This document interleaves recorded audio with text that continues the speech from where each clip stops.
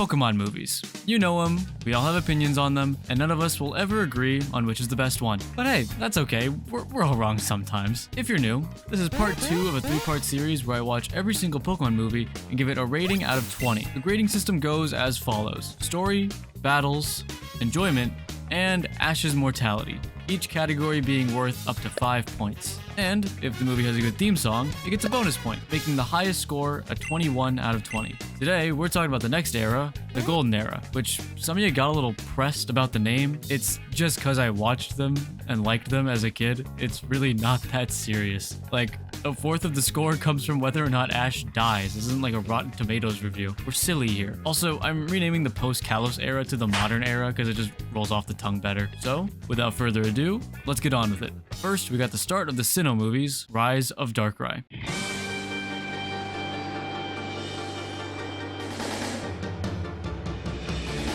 Darkrai's the GOAT, all I gotta say. There's something about misunderstood anti-heroes that just do it for me, and Darkrai looks sick as hell, so that's a plus. Basically, he's the protector of this place called Alamos Town. They got the biggest instruments ever, called the Space-Time Towers, and there's this girl named Alice who was saved by Darkrai as a kid. The town is fairly peaceful, but oops, space and time gods! Palkia and Dialga bring their centuries-long beef to everyone in the town, which is super f***ed up. Like, keep it to yourself, you guys. Very unprofessional. Things get pretty bad. The town is about to be erased from space-time. Darkrai takes a few hits trying to protect the towers, but he literally dies.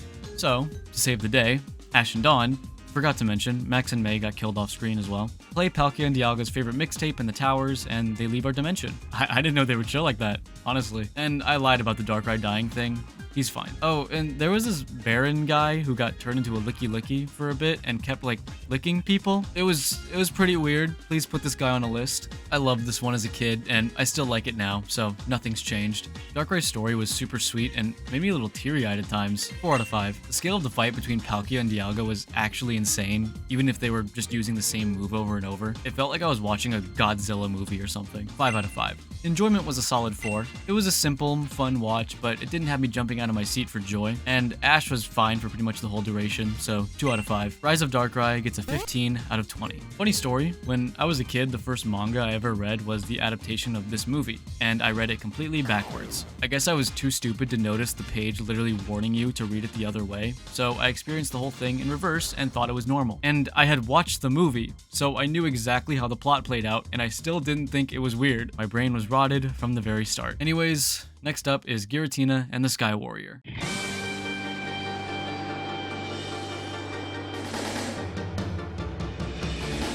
This one was my movie. This shit was my whole personality as a kid, man. You don't understand the chokehold this movie had on my 8-year-old little brain. Too bad I barely remembered any of it. Still good though.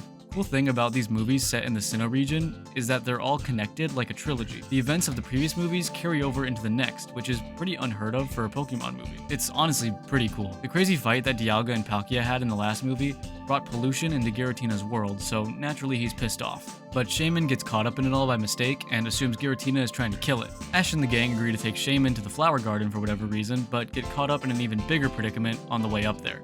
Basically, there's this homeless guy who lives in Giratina's world, and he used to have a research partner named Zero, but he's evil now for reasons. He gets a hold of Giratina to steal his life force or something, and goes to rule the Distortion world. Honestly, I'd let him have it. It's been over 10 movies, I think at least one of these villains deserves a win. But nah, they kick his ass and deliver Shaman to the Flower Garden. And Ash cries for some reason, even though he and Shaman were arguing for like half the movie. It definitely still held up from my childhood. Shaman can be a little annoying, but it was made to be a brat, so it's kind of the point. Zero was so over the top though, and I loved it.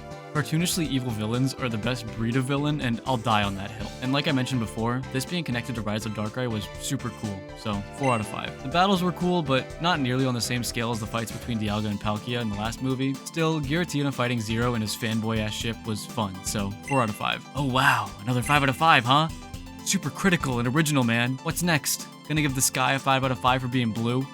No. Again, Ash didn't do all too much that would get him killed, but he did ride on top of a moving aircraft for a bit, and that could have been ugly, so 3 out of 5. Giratina and the Sky Warrior gets a 16 out of 20. If these rankings were just based off of bias alone, I would have given it a 21, but I'm here to spread the truth, not my correct opinions. Now, to cap off this trilogy of Sinnoh movies, let's move on to Arceus and the Jewel of Life. Yes, I say Arceus, get over it.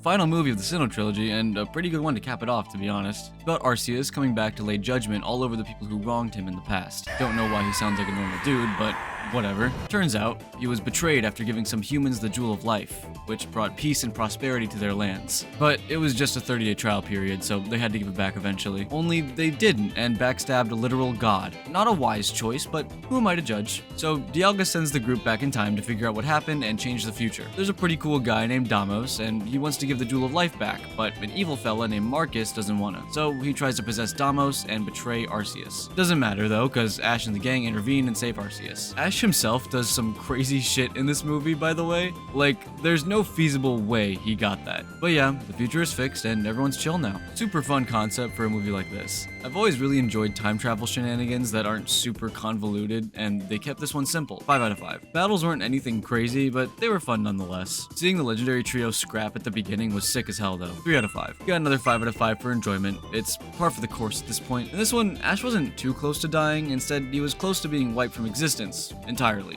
which is pretty close. 4 out of 5. And add a point for the banger theme song. Arceus and the Jewel of Life gets an 18 out of 20. That's the highest score of this era so far, but not the best. We'll get to that one soon. Next up is Zoroark, Master of Illusions. I haven't brought it up, but this movie continues a trend that started around Gen 2, where the final movie of that gen features a Pokemon from the next generation in order to build up hype for the next game/anime series. It's a really smart idea, actually. Latios and Latias in Gen 2, Lucario in Gen 3, and now Zoroark in Gen 4. So let's get into it.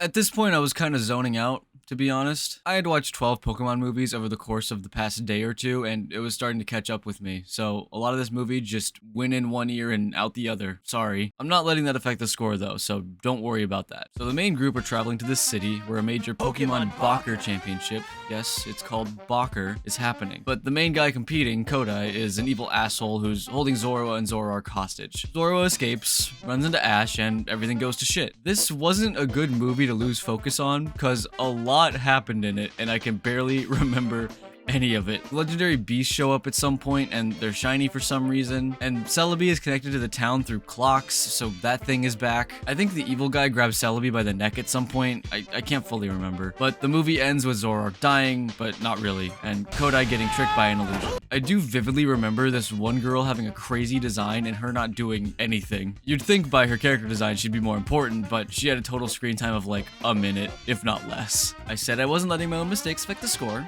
and that's still true, but this story was a 3 out of 5 for me. I like the dynamic between Zorua and Zoroark, and the shiny beast showing up was cool, but other than that, it was alright. Same for the battles. Solid 3 out of 5, nothing too crazy. But what was there was still enjoyable. Enjoyment was a 4 out of 5 though. Even if I can't remember most of the story beats, I do remember having a pretty good time watching, so that's all that matters. As for Ash, he was fine. 2 out of 5. Zoroark, Master of Illusions, gets a 12 out of 20. This one was okay. That's it. Moving on.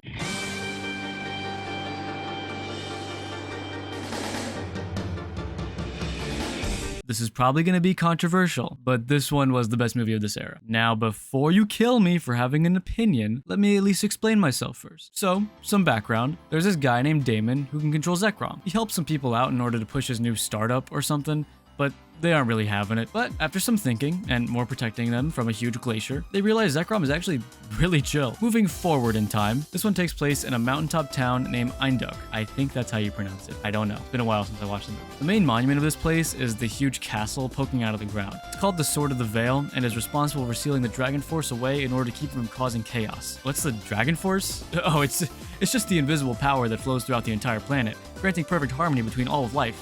Duh, even a baby would know that. And it's Victini's job to protect this castle, as he has been for over 1,000 years. Ash and the gang arrive in Eindhoek in order to take part in a battle competition. But before they got there, Ash saves some deerling from falling to their deaths with the help of Victini giving him a boost. Ah, shit, he's kind of far now. I can't... Wait, he's saying something. Hold on, he's saying something. We all landed in one piece! What? He finds a cave to trek through, but starts hearing voices from Victini telling him which way to go. Eventually, he makes it into someone's house. Ash, you gotta be more careful, man. Breaking and entering could go on your permanent record, you know. Oh wait, it's Damon. He's chill when you get to know him, guys, trust me. Shows them around, and then it's time for the battle competition. Victini gives Ash's Tepig steroids, so he one-shots a Samurott with Ember, and not too long later, Scraggy gets some too and one-shots a Hydreigon. Ref, this can't be allowed. Someone disqualify this kid, please. Victini decides to show himself for a few macarons and befriends the group. They take a little walk around the outskirts of town, but run into a force field that only affects Victini. Damon and Manus, the mayor of the town, run into the others and give them the lore of the land. Let me scroll a little bit, hold on. Gotta scroll. Victini was once the old king's Pokemon. Their kingdom would draw energy from the Dragon Force, bringing life and perfect harmony, but you knew that already. In this kingdom, there were two heroes, one standing for truth and the other standing for ideals. And wouldn't you know it, it turned into a war. Zekrom and Reshiram got turned into stones, and the Dragon Force got a little silly, so the king used the castle to seal it, and then he died. Back to the present, and Damon wants to bring the castle back to its original location. Honestly, doesn't sound like a bad idea to me. His mom wished for it, so he's not coming from a bad place. I think we should listen to him. Oh my god, he's killing him! Forcibly using the power of Victini, Damon controls the castle to fly it into the sky, unsealing the Dragon Force. Unironically, this is one of the coolest set pieces in these movies so far. A gothic castle that's shaped like a sword flying above the clouds is just so fucking cool no matter which way you slice it. They were cooking. The group attempts to save Victini from his cage, but Zekrom, like Zekrom? Oh, my bad, man. I'll just see myself out. I am so sorry. Have a good day. I am so sorry. Golurk tries to fight back, but is brutally killed in the heat of battle. Then Ash gets knocked out and sees Victini's memories in his dreams. The original king told Victini that the castle should never be moved, ever. Would have been nice to know 20 minutes ago, but it's fine. Everyone heads into the underdepths of the castle, attempting to find Reshiram. Ash almost falls to his death for the millionth time, but successfully makes his way to Reshiram's resting place. He just forgot to set his alarm. Happens to everyone. Ash then escapes with Reshiram, and a sick-as-hell fight between Reshiram and Zekrom takes place. While they're fighting, Zekrom sees all the Dragon Force leaking everywhere and realizes he fucked up a little bit, so he flies up and breaks Victini out. However, the Dragon Force isn't a fan and takes the castle into space. Oh, and Damon fell out, so he's most likely dead.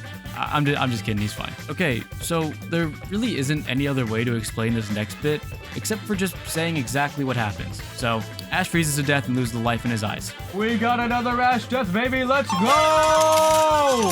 Victini saved the day though, so everything's fine. The Dragon Force is sealed, and the castle is back to where it should be. They try to fake out Victini's death, but like, we knew they weren't gonna kill him. He's too cute to kill. And that's the movie. Let's grade it. The Dragon Force stuff was a little odd at first, but when thinking about the setting and the lore with the legendary dragons, it's not too crazy. And the stuff with Victini and the original king really drove home the importance of this castle. I also liked how even though Damon was the antagonist, he wasn't like a maniacal villain or anything. He was just doing what he thought was right, what his mother wished for. Even if the things he did to get there were a little questionable, it's hard to hate him when he was just trying to help his family. Me likey. 4 out of 5. If it weren't for the floating castle set piece, the battles wouldn't have gone as hard as they did, but they went hard. Especially anytime Golurk fought, he was going up against a legendary dragon. You gotta give him some props. 5 out of 5. Enjoyment was an easy 5 out of 5. Say what you want about the black and white anime, and I could say some things about it. This was such a great story set in that series. Me likey. Again. And for Ash's mortality, do I even need to explain why it's a 5 out of 5?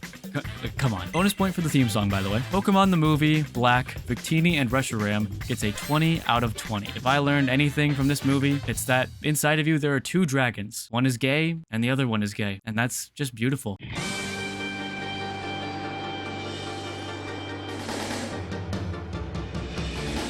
This is probably gonna be controversial, but this one was the worst movie of this era. Now, before you kill me for having an opinion, let me at least explain myself first. So, some background. There's this guy named Damon who can control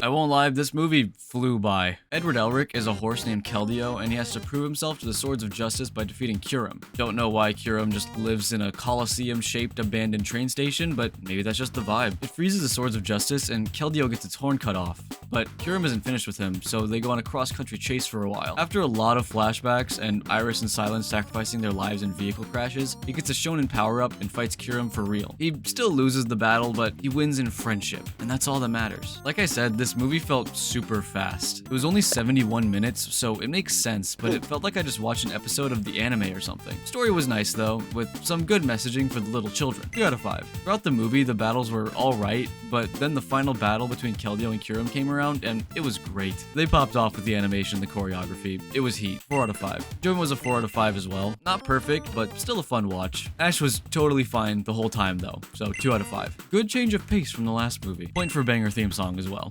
Kyurem vs. the Sword of Justice gets a 14 out of 20. Very average, but even an average Pokemon movie can still be a good time, so I'm not complaining. Next up, Genesect and the Legend Awakened. Let's do it.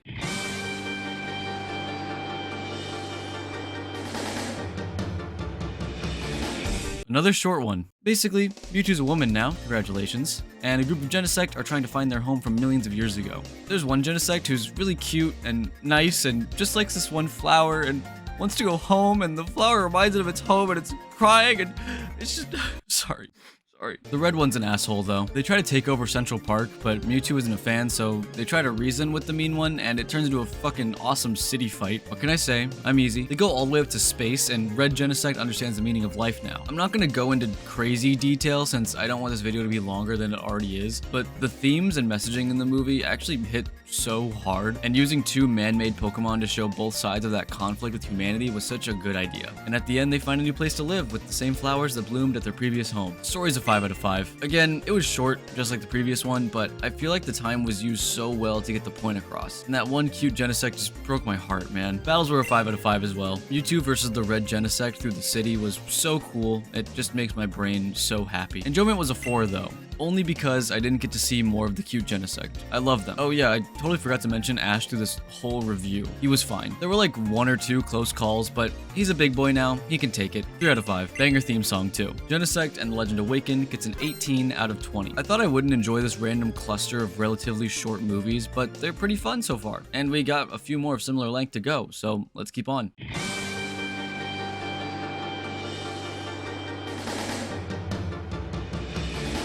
We're in Gen 6 now, and we got my boy Greninja, so this movie is already perfect. I don't care. No matter what anyone says, it's already perfect. Long story short, Diance is a princess and needs to talk with Xerneas to repair their Steven Universe reference. But a bunch of thieves are trying to kidnap her since she's a walking, hovering infinite money glitch. They'll fight and chase for a while, but turns out no one was briefed about the Cocoon harboring darkness and despair right under their feet, so Yveltal joins in. Flies around killing everyone, as you do. Diance has a magical girl transformation, and everyone's saved. Good job, guys! Pikachu! Yeah, the roles from the first movie get reversed, and Pikachu gets turned to stone this time. But like 2 seconds later, he's revived, so it's fine. Then Xerneas turns into a tree, and Diance fixes the Steven Universe reference. My final note for this was definitely a movie that I watched, and I feel like that describes how I feel about it more than I myself could explain. 3 out of 5. Battles were 3 out of 5 as well, mostly for the cool battles in the theme song segment, but there were some other cool moments sprinkled here and there. Staying consistent, enjoyment was a 3 too. It was okay. If anything, I should have given this movie a Pikachu mortality rating because Ash was completely unscathed. 2 out of 5. They brought back the OG theme song for XY, and it's peak. Bonus point. Diance and the Cocoon of Destruction gets a 12 out of 20. Definitely a movie that I watched. I'm getting a little tired, but there's still 7 movies, so I can't quit when we're so close. I just need a refresher, a nice fun movie that makes me smile and not have to worry about the hours, days that I'm putting into this. Please, just please let this one be good.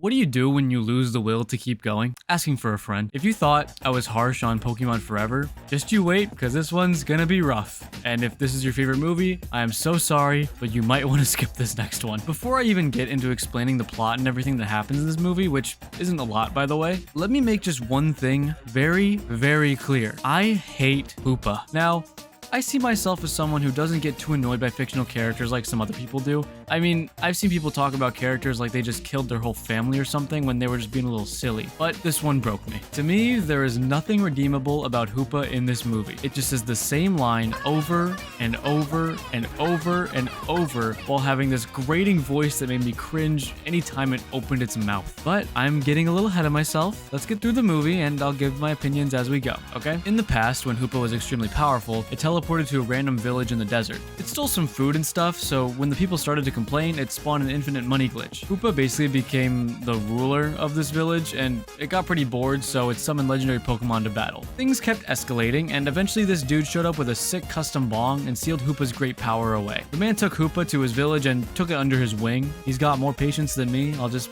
say that. In the present, Ash and the gang are having a pool party when Hoopa starts pulling some pranks. Ash jumps through the ring and meets Hoopa. They have some not so witty banter and fuck around a little bit before Ash kidnaps everyone and brings them through the rings as well. Coincidentally, they ended up in the city that they were journeying towards, Dahara City. An old tower related to Hoopa is a famous tourist spot around here, so they were planning on visiting it. I'm gonna be honest, earlier, it was not too long ago, I said, let's get through this movie. And usually with the worst and best of an era, I'd go into a little more detail on the plot, but writing this segment and trying to make it entertaining took so much out of me, I just couldn't do it. So I'm just gonna go forward with the cliff notes on this one. Farewell, journalistic integrity. Hello, bias. Hoopa's evil now, but then it's not. We get some backstory on the Arceus cult members and how they grew up with Hoopa. Hoopa's turning evil again, but actually fights it off, and evil Hoopa is a different entity now, and the cool-ass bong is broken, so they gotta make a new one. The Hoopas summon a bunch of legendaries to fight for like 30 minutes while the new bottle gets made. Bottle is done. Evil Hoopa is sealed again, but now Ash is evil. We learn evil Hoopa is actually chill. All these legendaries in one place cause a rift in space-time and evaporate the tower, but everyone gets out safe, and God shows up. The end. Like I said at the start, I am so sorry if this is your favorite movie, because I'm sure you never hear the end of how not great it is, but I warned you, I did not like this one at all. It was one of the few movies that I could not wait to be over. At least with Pokemon 2000 and Forever, ignoring the issues I had with them, I still had some sense of enjoyment while watching them. Like, they were fun movies no matter my personal problems with them, but this one was just so nothing. It's really hard to put into words, which sucks because this is like a review, so sorry about that, but it didn't feel satisfying to watch. At least that's what my gut told me, which is crazy because 30% of the movie is city fights with big legendaries, so you'd think I'd be all over it. But nah, it just didn't hit for me. Enough of me ranting though, let's get into the grading. I know I just went off a little bit, but the story isn't completely terrible. If anything, it's one of the few saving graces. The idea of Gris taking away Hoopa's power to show that there's more to life than chasing said power is honestly a good message that I like a lot. And the inspirations for the setting and culture surrounding it are super cool. I love Desert City vibes, but that's about it. 2 out of 5. As I said, the story was one of the few saving graces, and the battles were the second. Even if I didn't really feel much while watching, the battles on a conceptual level were pretty cool. Having a bunch of legendaries square off is a fun kind of like greatest hits compilation idea, and I respect it. 3 out of 5. If I didn't make it obvious before, enjoyment was a 1 out of 5. I kind of already explained why, so I won't say everything a second time. And finally, for Ash's mortality. He was in freefall for a few seconds at some point, but other than that, not too much happened to him. 3 out of 5. Hoopa and the Clash of Ages gets a 9 out of 20. I don't enjoy being harsh on stuff, and I don't enjoy not liking things, like I'm sure most people would agree. But when I do genuinely dislike something, I'll be 100% honest about it. So yeah, on to the next movie.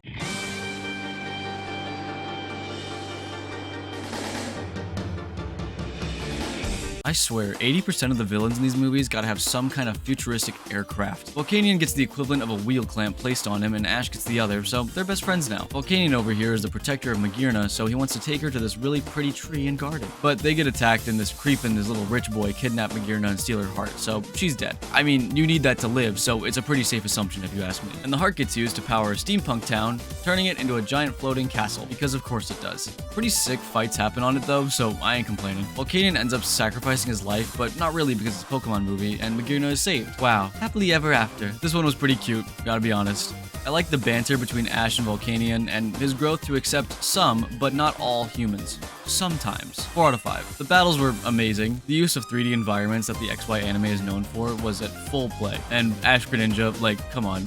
What else would I give it? 5 out of 5. Enjoyment was a solid 5 as well. But honestly, anything is a 5 after the last movie. I can still hear Hoopa in my nightmares. And again, Ash was completely safe and sound. 1 out of 5. Banger theme song as well. Volcanion and the Mechanical Marvel gets a 16 out of 20. And with that, we're out of the golden era. It had its ups and downs, but most of them were great movies that I still enjoy to this day. Most of them.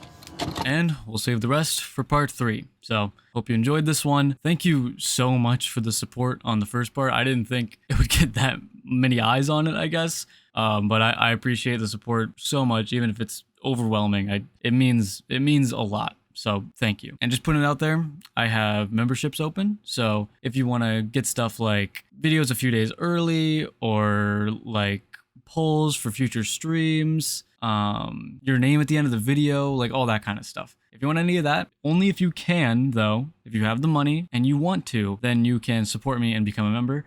Shout out to my one member right now, Peppy. Thank you so much. I really appreciate it. And with that, that's the end of this one. So I will see you guys in part 3 when it is done. So see you around.